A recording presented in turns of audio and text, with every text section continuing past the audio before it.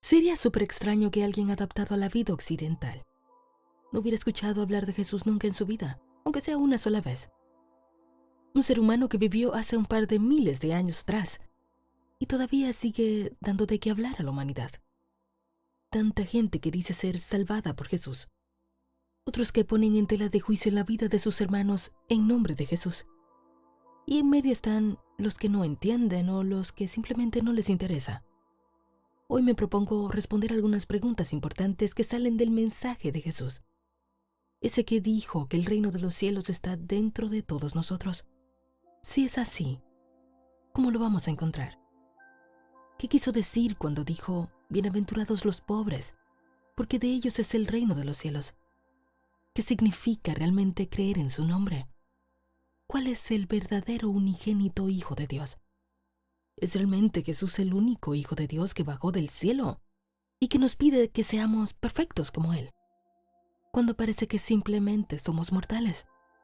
¿O en realidad Jesús vino a mostrarnos el camino para realmente convertirnos en hijos de Dios igual que Él? Bueno, acomódate. Hoy tengo mucho material por compartir. Encuentra tu lugar tranquilo y vamos a entrar en materia. Comencemos por establecer las diferencias entre Jesús y Cristo. Jesús es el nombre de un ser humano, igual que tú. A mí me pusieron Natalie, a ti quizás te pusieron Manuel. A él le nombraron Jesús. Sin embargo, Cristo es la conciencia total manifestándose en el cuerpo humano de Jesús. Esa conciencia que está presente en todo lo que está en el universo. Todos los líos que tenemos en nuestra historia en este planeta. 8,000 religiones. Es por la mala comprensión de esto. Ok, pero si es tan simple, bueno, ya, acabamos el podcast. ¿Cómo llegamos hasta aquí? Si Jesús era un ser humano igual que tú, en el cual nació completamente lo divino, ¿cómo podría pasarte a ti? ¿Por qué han colocado a Jesús en el plano de lo imposible? En el plano de que debe ser venerado, mientras que al ser humano lo han degradado. Lleguemos al fondo de esto.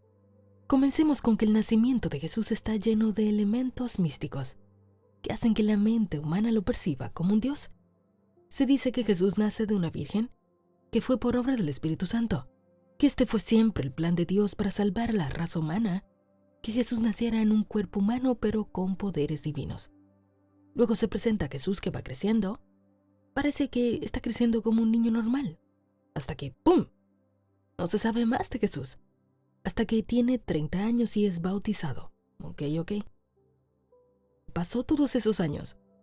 A ver, que somos seres pensantes, conscientes, prudentes. Piensa ahora en tu vida. Trae a tu memoria a tu yo de 12 añitos y pon al lado a tu yo de 30 años. Aléjalos un poco y piensa en todas las cosas que pasaron en medio. Crea una línea de tiempo entre esos ambos tú y observa todo lo que pasó entre una cosa y la otra. ¿Ok? ¿Puedes notar cómo viviste un montón de acontecimientos entre esos años? Pues ahora cuestiónate. Cuestiona sobre todo lo que pudo haber pasado en la vida de Jesús, habitando como un ser humano igual que tú en este planeta, durante todos esos años que la Biblia no registra. La Biblia no lo registra, ¿ok? Pero hay otros escritos orientales que cuentan la historia de un personaje muy similar a Jesús. Te pongo en contexto y así puedes investigar por tu propia cuenta. Hay un monasterio tibetano que tiene documentos sobre una persona llamada Sanisa. Ahí te dejo el nombre para que después lo busques en Google. Pero trata de buscar documentos que estén verificados. En esos documentos se dice que Sanisa provenía de Israel, que estuvo en la India y en zonas de la cordillera del Himalaya desde los 14 años hasta los 28 años, que vivió allí entre monjes con el propósito de aprender a meditar, de aprender a conectarse con el todo, que lo que buscaba era aprender precisamente esto, para entonces regresar a su pueblo con un mensaje y enseñar. La historia dice que Isa se dedicó por poco tiempo a ello, que fue maltratado por su pueblo, que fue condenado a muerte y que lo crucificaron. Si quieres saber más de esto, puedes buscar el libro La vida desconocida de Jesús, de Nicolás Notovich. Algunas veces cuando hemos hablado por aquí sobre la Biblia, hemos mencionado que tiene que tomarse en cuenta la cultura oriental, porque nosotros somos occidentales, y como occidentales vamos a interpretar, vamos a intentar comprender con la mente occidental lo que del Oriente proviene. Jesús nació en el Oriente, y si intentamos quitar a Jesús de sus raíces, de sus costumbres, de su lenguaje, de su simbolismo, entonces vamos a malinterpretar las cosas. La cultura oriental es muy particular. El Oriente es más simbólico y metafórico que el Occidente. Nosotros los occidentales somos mucho más literales, y por eso hay tanta confusión e interpretación, porque nosotros solemos, por nuestra manera de pensar, tomar lo que es simbólico de una manera literal. Y sé que aquí hay algunos de los oyentes de nuestro podcast que esto puede causar un poquito de ruido, lo que estoy comentando. Bueno, no busco meterte en ninguna filosofía, ningún dogma. Ya yo de ahí me salí y no planeo volver a hacer lo mismo. Solo espero inspirarte un poco para que investigues por tu cuenta y que luego tú puedas acudir a tu sabiduría interior. Pues si Jesús, como una figura cristiana, ha sido tomada como referencia para tanta y tanta gente, como el camino para llegar a Dios. Pero Él es el único Hijo de Dios. Y nosotros, para llegar a ser sus hijos, necesitamos obedecer como si fuéramos siervos que nunca pueden apostar a tener los beneficios de ser hijos. Mientras están aquí en la tierra, pues fíjate qué cosa. Se va a dificultar manejarte correctamente en los asuntos de tu vida diaria. ¿Por qué? ¿Jesús fue perfecto? Ah, pero yo soy imperfecto. ¿Cómo será que voy a resolver este problema? Tengo que ser como Jesús. Pero Jesús era perfecto. Y a mí me dicen que soy un trapo de inmundicia. Jesús sí, pero tú no. Jesús sabía, pero tú no. Jesús se comunicaba con el Padre, tú no. Tú tienes que comunicarte con el Padre a través de Jesús. Y tú puedes decir, ay, Natalie, pero yo no creo eso. Ya yo dejé de creer en eso hace mucho tiempo. Te podría sorprender cuán profunda está metida esa creencia, sobre todo aquí en el Occidente. Y ni hablemos de la cultura hispana, en donde percibimos que está Dios, que está su Hijo, que está el Espíritu Santo y luego nosotros, sus criaturas. Mira, las cosas no siempre fueron así. Para entenderlo mejor vamos a comprender qué es esto de que Jesús es el Hijo unigénito de Dios. Se dice que uno de los textos más famosos que hay en la Biblia es Juan 3:16, que dice: porque tanto amó Dios al mundo, que dio a su Hijo unigénito, para que todo aquel que en él crea no se pierda, sino que tenga vida eterna. Y sigue diciendo: porque Dios no ha enviado a su Hijo para condenar al mundo, sino para que el mundo se salve por él. El que cree en él no es condenado, pero el que no cree ya está condenado, porque no ha creído en el nombre unigénito de Dios. Ok. Uno lee este versículo y entonces a primera vista se entiende como que todo el que no acepte a Jesús, no, pues ya valió, está condenado. Pero no es así. Se cree que Jesús nació entre los años 4 y 6 antes de que él mismo dividiera la historia. Entonces hablemos de todos los seres humanos que nacieron y murieron antes de Jesús. ¿Quedan automáticamente condenados? Ya sé, me vas a decir que el Antiguo Testamento cuenta que era de otra manera, que se tenía que hacer las cosas, todo esto. Mira, si te entras a investigar, se va a poner muy interesante. Porque muchos escritos de los primeros cristianos, justo después de Jesús, Ptolomeo, por ejemplo, cuenta que en un principio no decía hijo unigénito, sino que se utilizaba la palabra nous. Se escribe nous, ahí te lo dejo por si quieres investigar. Se traducía como principio cósmico de la creación. La palabra nous significa mente, significa pensamiento. Muchos otros textos utilizan el nous como el primero en nacer del Padre sin origen. Esto que te estoy diciendo es en realidad hermoso, porque si tú vuelves y lees el versículo, te va a hacer sentido. Te va a hacer sentido si reemplazas la palabra hijo unigénito y en cambio pones nous. Ahí también te lo dejo para que lo hagas por tu cuenta. Bueno, ya sabes que antes existían concilios, ¿no? Muy bien. En el concilio de Nicea en el año 325 después de Cristo, comenzó a pasar algo muy interesante que luego se confirmó. En el concilio de Constantinopla en el año 381 después de Cristo, la Iglesia Católica proclamó la doctrina de que Jesús mismo, escucha bien, Jesús mismo era el Hijo unigénito de Dios antes de todos los siglos. Luego el emperador hizo que lo que se había acordado en ese concilio fuera obligatorio. Y aquel que se rebelara contra eso iba a ser perseguido. Así persiguieron a los cristianos que osaron negarse. Se infundió el miedo en el resto. Se convirtió la figura de Jesús en un Dios. Y eso lo hemos arrastrado hasta nuestros tiempos. Todas las religiones cristianas han nacido de la Iglesia Católica como herencia. Y muchas creencias han sido simplemente adaptadas, cambiadas. Pero la raíz es la misma. Dios está en algún lugar. Jesús intercede por todos nosotros los que somos pecadores. Y luego estamos nosotros, los pobrecitos trapos de inmundicia. Desde allí es imposible conocer a Dios. El mismo medio que te promete llevarte a Dios es el que te lo impide. Impide que te des cuenta que no hay que llegar a ningún lugar, que no hay que ir a ningún lugar a buscar a Dios porque Dios está en ti. Pensar que Dios condena a los que no creen, porque son pecadores, es una incongruencia.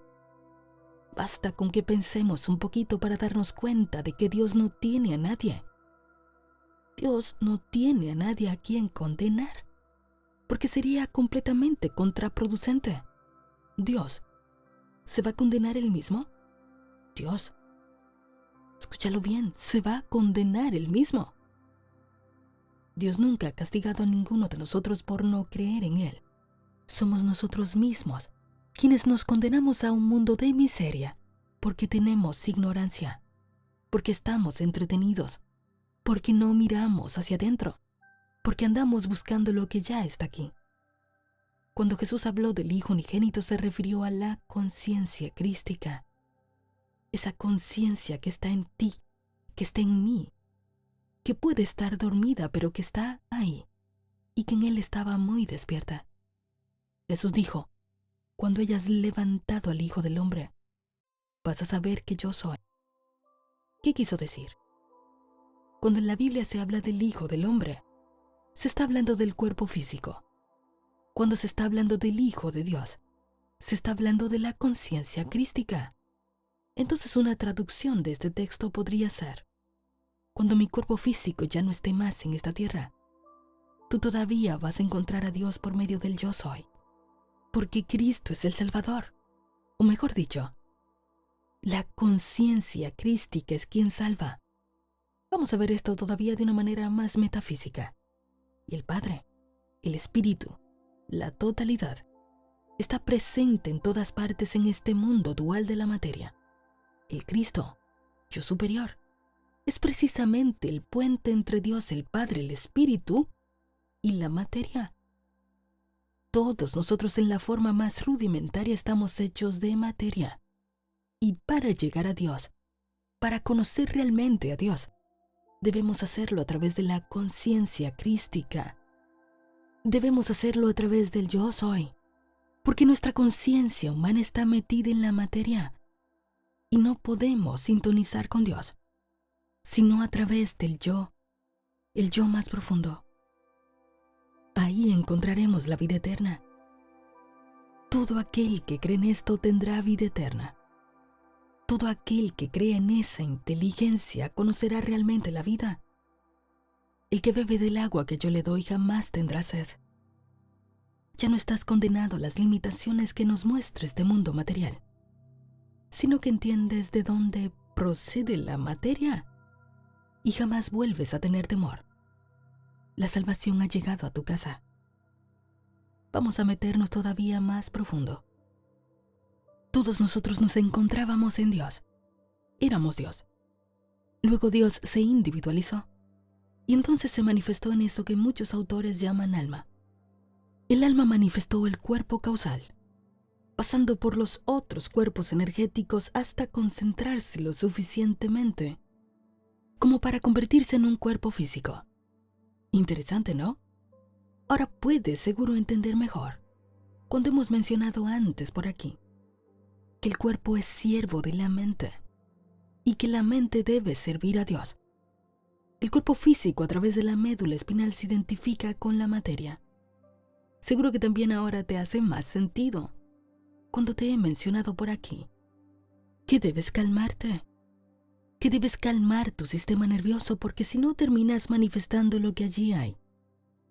Nuestro cuerpo en la Biblia es designado como el Hijo del Hombre es materia, mientras que el Hijo de Dios es nuestro yo más profundo, es la conciencia crística. Jesús moraba tanto en este plano físico como en el plano espiritual. Por eso cuando murió le fue tan simple volver a crear un cuerpo físico y luego volverlo a desmaterializar. ¿Te parece sorprendente esto?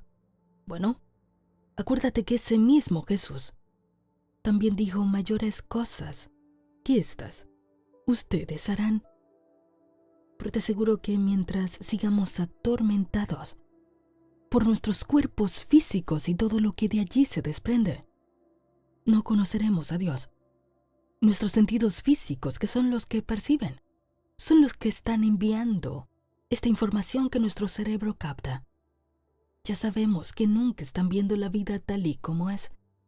Están viendo la vida como somos, como estamos en ese momento, como nos sentimos en ese momento, como estamos pensando en ese momento. Hay todo un mundo dentro de ti. Pero mientras tú sigas entretenido, entretenida, vas a seguir en modo lucha. Como un hijo pródigo, comiéndote la comida de los puercos porque te has ido de la casa de tu padre. Y ya lo sé. Ninguno de nosotros queremos vivir una vida miserable. No lo escogemos conscientemente. Sucede que no entendemos la vida, ni nos entendemos a nosotros mismos. Pero bueno, vamos a hablar todavía un poquito más profundo. Hablemos de nuestros cuerpos energéticos y veamos qué tenía que ver esto con la enseñanza de Jesús. Presta atención y hasta nota porque puede ser muy interesante. Todos nosotros tenemos distintos cuerpos que no son físicos. Está el cuerpo etérico, el cuerpo astral o emocional, el cuerpo mental y el cuerpo espiritual o causal. Cada uno de estos cuerpos tiene su propia vibración, tiene su propia función. Vamos a ver. Tu cuerpo etérico es el que se encarga de atraer energía vital del sol y de la tierra. Si nuestro cuerpo etérico está bien, no nos enfermamos, porque él se encarga de mantener todas nuestras células en equilibrio. Sin embargo, este cuerpo se puede ver afectado cuando nos sometemos a un trabajo muy intenso por mucho tiempo, a la glotonería frecuente, a abusar del alcohol, de drogas, cosas así. Pero aquí viene la parte más importante. Pensamientos y emociones negativos, basadas en la mentira que no tienen nada que ver con Dios, hacen que este cuerpo pierda intensidad, que pierda vigor. Todo nuestro cuerpo físico, como nuestro cuerpo etérico, reaccionan de una manera así muy intensa a los impulsos mentales y emocionales, y así afectamos seriamente nuestra salud. Ahí tienes el porqué todo pensamiento que pasa desapercibido, que proviene del inconsciente, termina afectando el cuerpo. Tu cuerpo emocional se encarga de gestionar todo lo que tiene que ver con el carácter, sentimientos, emociones. Cada emoción que tú tienes, cada sentimiento, se refleja en ese cuerpo. En ese cuerpo se encuentran todas las emociones que no hemos liberado en esta vida y en vidas anteriores. Ahorita te cuento por qué. Toda angustia, toda ira, agresión, todo dolor, todo rechazo, todo eso está almacenado allí. y está transmitiendo constantemente un mensaje del cual nosotros no somos conscientes. Y ese mensaje va hacia el exterior. Vamos a decirlo de una forma. Ese es tu cuerpo atractor. Ese es tu cuerpo imán. Ese es el que hace que atraigas toda situación que vibra igual a todo eso que se ha almacenado en ti. Por eso tú puedes pensar, escucha bien, puedes pensar en una cosa. Tú puedes pensar que quieres una cosa. Y puedes pasarte el día entero pasándolo en tu cabeza. Pero vas a atraer otra muy distinta. Porque si en ese cuerpo no hay coherencia con lo que tú estás pensando, no va por ahí la cosa. Ahora entiendes la importancia de eso que hemos estado repitiendo una y otra vez por aquí. Que cuando sientas alguna emoción, que sabes que no es la verdad de Dios, no le prestes atención. Déjala ir. Deja que tu cuerpo emocional se limpie. Limpia tu canal. Tu cuerpo mental se encarga de las ideas, de los pensamientos, del conocimiento racional y el conocimiento intuitivo que recibes del cuerpo espiritual. La vibración de este cuerpo todavía es mucho más elevada que los cuerpos anteriores. Si la persona no ha desarrollado su intuición, este cuerpo se va a manifestar como un entendimiento muy racional. La persona va a intentar entender la vida de esa forma, con la razón. Si la persona tiene muchas emociones atrapadas en su cuerpo emocional, entonces su cuerpo mental va a ser influenciado por esas emociones y su pensamiento va a estar distorsionado por esas emociones que no se han resuelto. Así que los pensamientos se van a limitar a lo más físico, a lo más material, al mundo pequeño de la persona. En cambio, cuando estamos haciendo un trabajo de conciencia, el cuerpo mental comienza a recoger conocimiento, ese conocimiento de las verdades universales que llegan a través del cuerpo espiritual. Y por medio de nuestro raciocinio, encontramos cómo tomar este conocimiento que es muy espiritual, para utilizarlo en nuestra vida material, en nuestra vida cotidiana. Este conocimiento llega en forma de intuición y nos permite mirar la vida no como somos, no como estamos pensando en ese momento, no como estamos sintiendo en ese momento, sino como realmente la vida es.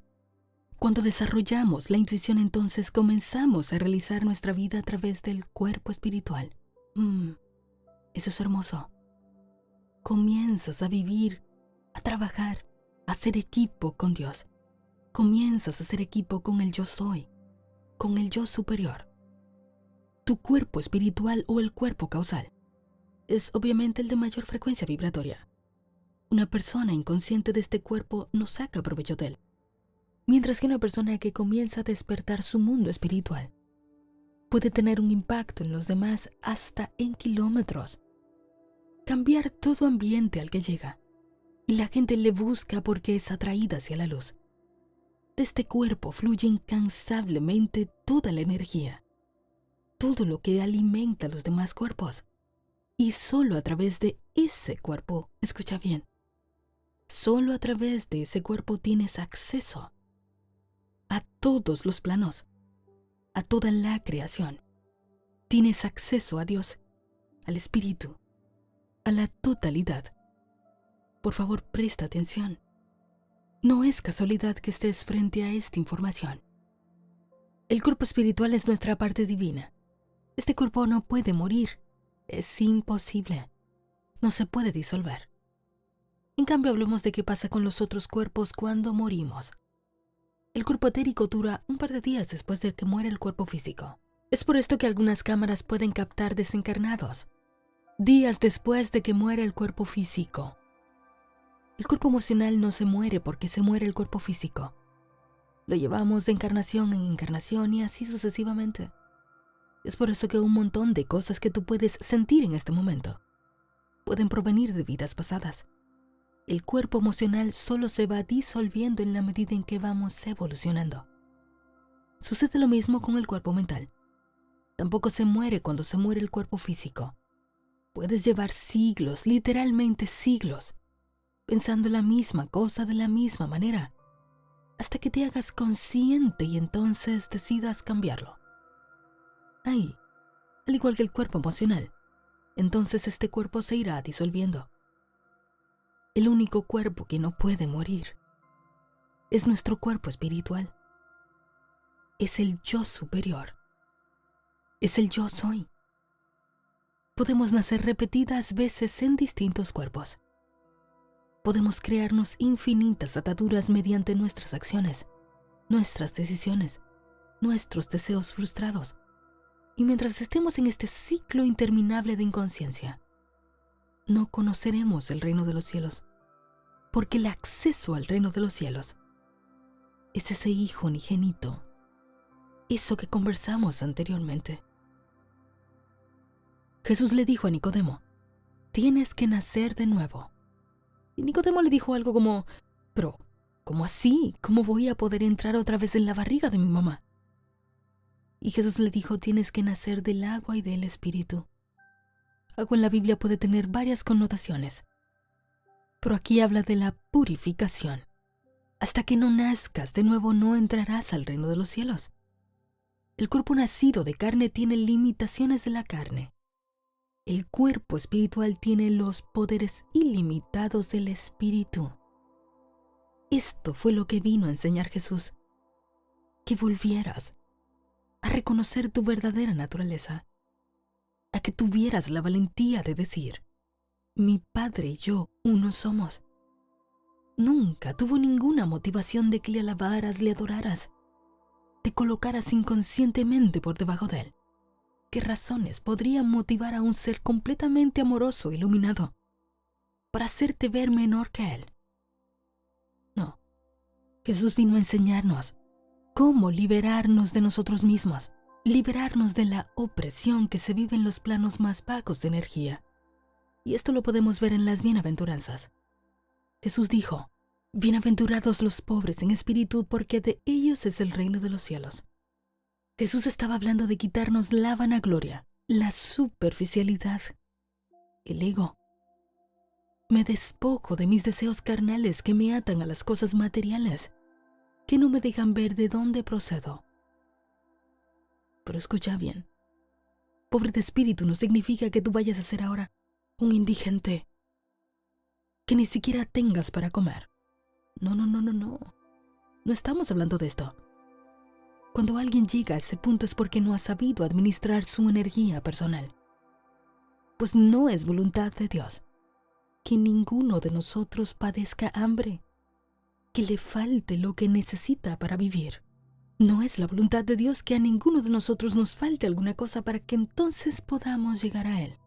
Pero cuando tú pierdes el interés, cuando te haces pobre en querer perseguir las cosas, ya no te interesan, porque les estás dando su justo lugar. Ahí entonces entras al reino de los cielos, donde se nos provee de todas las cosas. Así se alivian nuestras necesidades materiales y espirituales. Jesús también dijo, bienaventurados los que lloran, porque ellos serán consolados. Si creemos que Jesús estaba hablando de este llorar por una profunda tristeza, un estado constante de miseria, de depresión, entonces esos sí serán consolados. No hemos entendido nada entonces. En realidad, una traducción más correcta sería, bienaventurados los que claman. ¿Qué es clamar? Es este que siente un fervor. ¿Por quién? Por Dios.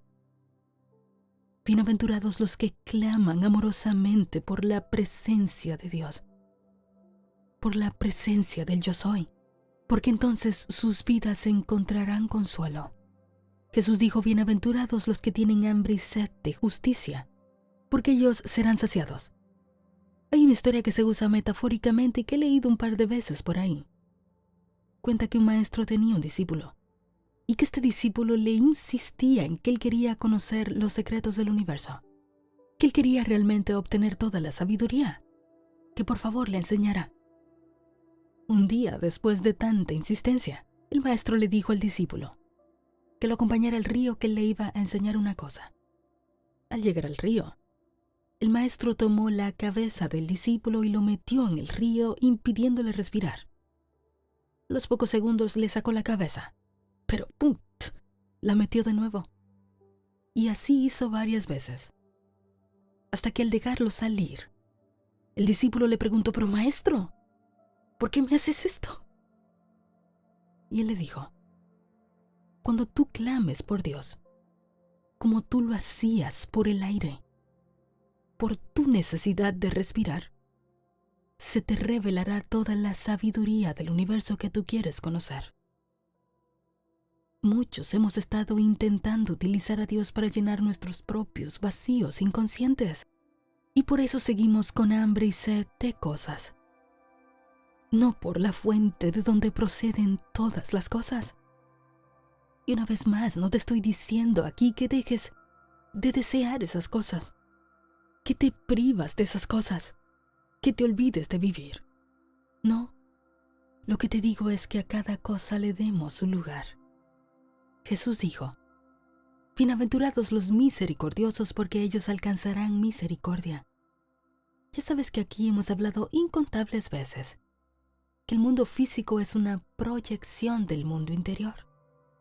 Pero creo que aquí va a ser importante mencionar esto que sigue. Imagina a Jesús entre personas con problemas de todo tipo: enfermos, carentes, mentirosos, egoístas, malévolos. Entonces, ¿esto significa que en la conciencia de Jesús estaban estas cosas y que se estaban proyectando hacia afuera? ¿Había en Jesús carencia, mentira, enfermedad, maldad? ¿Por eso veía él esas cosas en su mundo? No. Cuando el alumno está listo, aparece el maestro.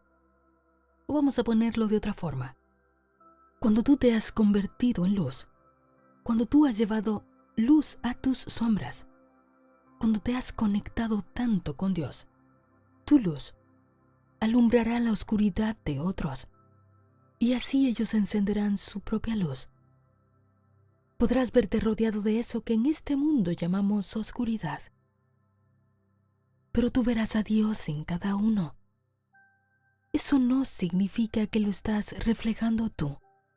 Eso no significa que esta cosa está vibrando contigo. Pero la vida te pide que tengas misericordia por tus hermanos, por aquellos que están sufriendo dentro de sus propias mentes. Que seas misericordioso primero contigo, para que luego lo seas con tus hermanos. Todos nos estamos perfeccionando en todos nuestros aspectos. No necesitamos juzgarnos unos a otros.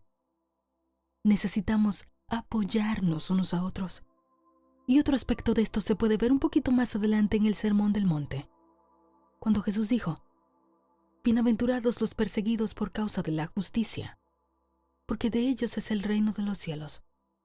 Mira, es muy natural que cuando uno escoge el camino de conocer realmente a Dios, no por las vías transitadas por la mayoría, es muy natural que te critiquen. Cuando tú decides ser recto ante Dios, es muy posible que te veas ridículo ante los seres humanos, pero no será por mucho tiempo.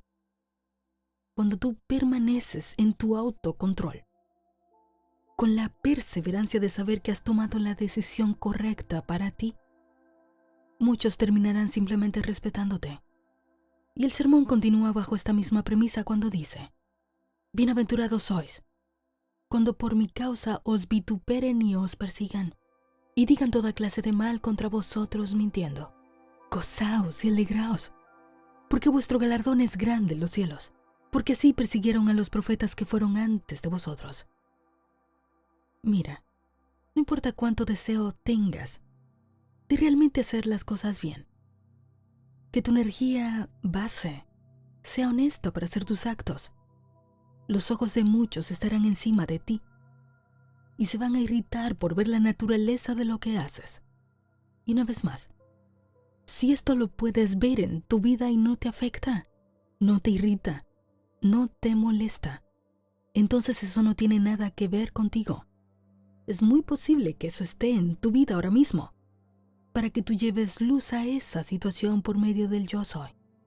El que está indisciplinado con su vida va a encontrar un cierto placer en criticarte, en enjuiciarte. Pero si tú superas la tentación de discutir, de defenderte desde tu ego o de quedar bien y simplemente expones tu punto, en el caso de que tú te sientas guiado a hacerlo, sigue con tu vida después. Eso obtendrá sus frutos espirituales para ambas partes. Quédate sereno, serena. Quédate sereno, serena cuando alguien te insulte, cuando alguien te juzgue, cuando alguien hable mal de ti, porque tú estás recorriendo tu propio camino con Dios. Nadie sabe lo que tú estás viviendo. Ninguno de nosotros entiende el camino del alma. Apégate a lo que sabes que es correcto para ti, aunque te critiquen. El mensaje de Jesús nunca llamó a nadie hacia ninguna religión. Y tampoco es mi intención criticar a aquellos que en este momento se encuentran en alguna. Pasa que nos hemos enfocado tanto en una sola parte de la religión. La parte de los dogmas, de las doctrinas, las normas. Y así nos importa más la imagen pública de una organización. Y descuidamos la comunión real de nuestra alma con Dios. Eso va mucho más allá de lo que hacemos en público. Es un conocimiento recibido por la intuición. La verdadera religión está en la quietud de nuestro ser. Está adentro, solo donde tú te ves, solo donde yo me veo. Allí es donde se encuentran todas las respuestas a nuestras interrogantes. El reino de los cielos está dentro de ti. Jesús no vino a difundir doctrinas ni a crear organizaciones que fomentan la división, cuando justamente Él vino a mostrar todo lo contrario. Un autor decía, Jesús no pertenece a los evangélicos, Jesús no pertenece a los católicos, Jesús no pertenece a los mormones, los metodistas, los adventistas. Jesús es de todos nosotros. Por lo tanto, por el poder que esto te confiere, declárate un hijo de Dios. No porque tengas que aprenderte un dogma, una oración, o ir un exacto día a encontrarte con Dios. Declárate hijo de Dios porque te haces uno con el amor, uno con el servicio hacia los demás. Declárate como hijo de Dios que ve a todos los demás como sus hermanos. Y si eres sabio, de ahora en adelante tú vas a dedicar parte de tu día a cerrar los ojos, a entrar dentro de ti, a hacer meditación, a encontrarte con Dios. Porque cuando busques primero el reino, todo lo demás te será añadido. Aprópiate del reino de los cielos dentro de ti. Eso está más allá de tus sentidos físicos. Agradece cómo Dios le da la vida a todo lo que haces. Dios está en todo aquello que le está dando vida a tus pensamientos. Dios está en esa manzana que te comes en la mañana, en el aire que entra y sale de ti, en tus hijos, tu pareja, tus padres, en el que te vende las verduras en el supermercado, en tus vecinos. Ama profundamente a todos por igual. Dios está en el que es blanco, en el que es negro, en el que nació en el oriente y en el que nació en el occidente. Ama a Dios con todo tu corazón, con toda tu mente, con todas tus fuerzas. Ámate a ti de la misma forma y no olvides amar a tu prójimo igual que a ti. Incluye a Dios en todo lo que hagas. Siente su energía dentro de ti, porque donde quiera que tú estés, ahí está Dios. El mejor lugar para esconder algo es frente a tus ojos. El reino de los cielos está dentro de ti. No busques lo que ya tienes. Eso vino a enseñarnos Jesús.